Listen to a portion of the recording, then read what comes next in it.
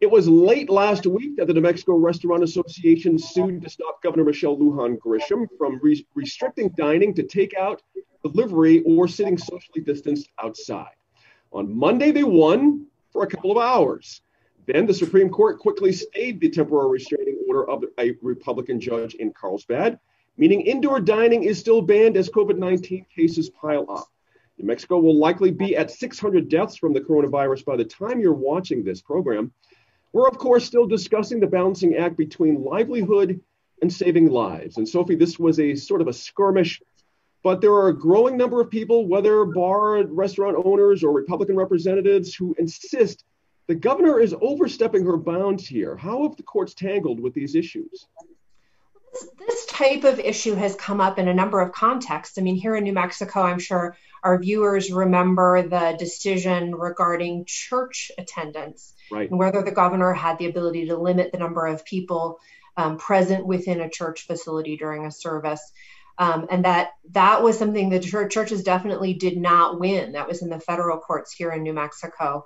What we see in much of the U.S. and what it seems we're seeing for the most part here in New Mexico is this idea that the executive has pretty expansive powers to attack a pandemic like this in this sort of situation. Now, obviously, I'll speak for the Supreme Court. I don't know ultimately where, after all the briefing, where their decision will come down. But I do think that it's perhaps worth unpacking just a little bit what's happened so far, which is, first of all, the New Mexico Restaurant Association definitely picked a venue, which you're able to do as a plaintiff. They picked a venue that they clearly thought would be most sympathetic to their issue. They went to they were fortunate, I think, to get a judge who agreed with them. But there really is there's a three-part test that goes into the granting of a temporary restraining order, which is what they sought. They asked the court to say that the rule couldn't go into effect, and they had three things they had to demonstrate. The first was that they were likely to win on the merits in the case overall. And what they're trying to argue is that the governor was arbitrary and capricious. And that's not just fancy language. That's a term of art in the legal world. Mm-hmm. And essentially means that her decisions, her actions were not tied to a factual basis. Okay. And certainly in the governor's response at the Supreme Court level, or their application at the Supreme Court level, their petition, the governor's office, the executive asserted facts to try to combat that idea. So there is that question of, are you likely to win? Will the plaintiff be irreparably harmed? Will the restaurants be irreparably harmed?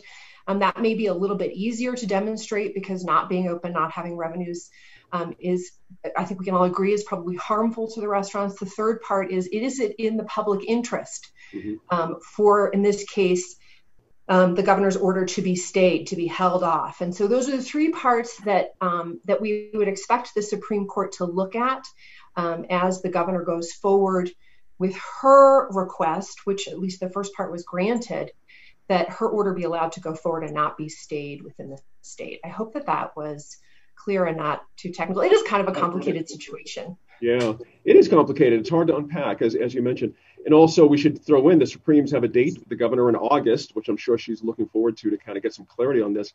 Senator Snyder, not to be flip here, but the idea of your money or your life really kind of comes into play for restaurant owners, probably more so than any other category than I've really seen here. It's a real struggle for them. Are worried about their work slipping right through their fingers. Now that this has happened and the Supreme Court has ruled in, do they have any moves left to try to get themselves open? I think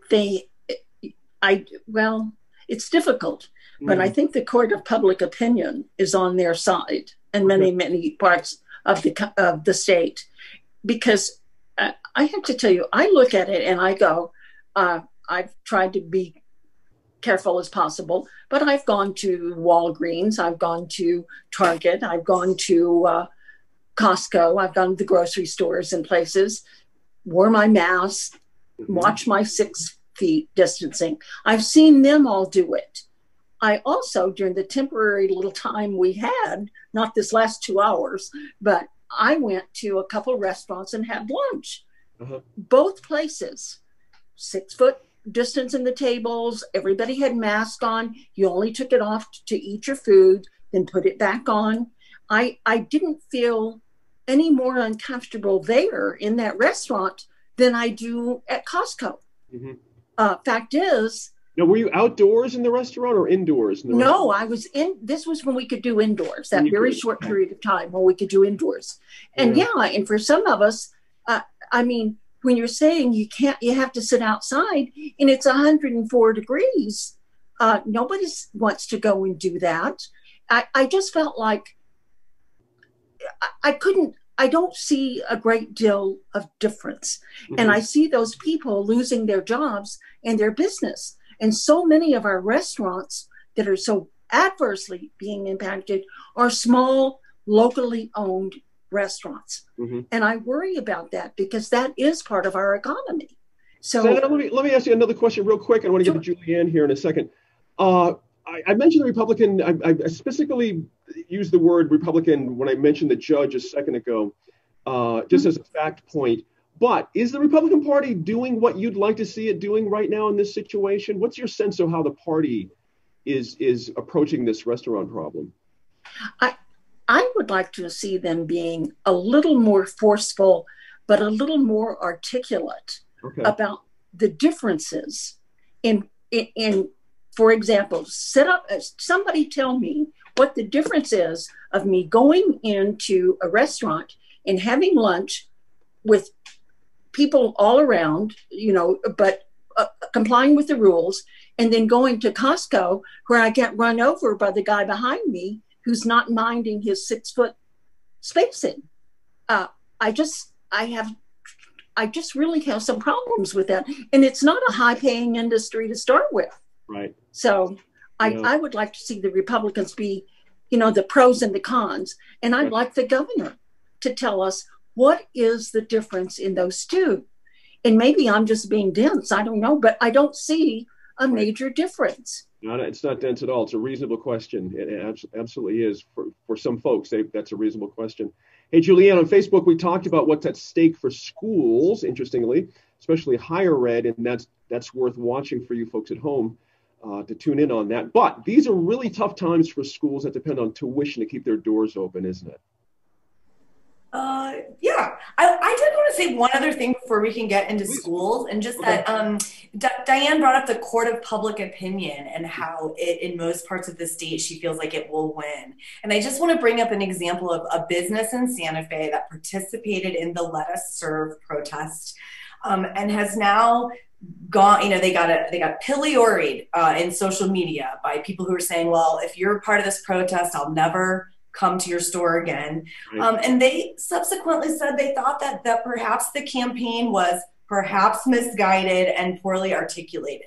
And I think that's kind of part of the situation here with this high, polarization that very difficult to put your name down on a protest and then sort of nuance, tell people no, we're good with masks. We just want different rules. So I think that the court of public opinion was really pretty harsh on people who participated in that.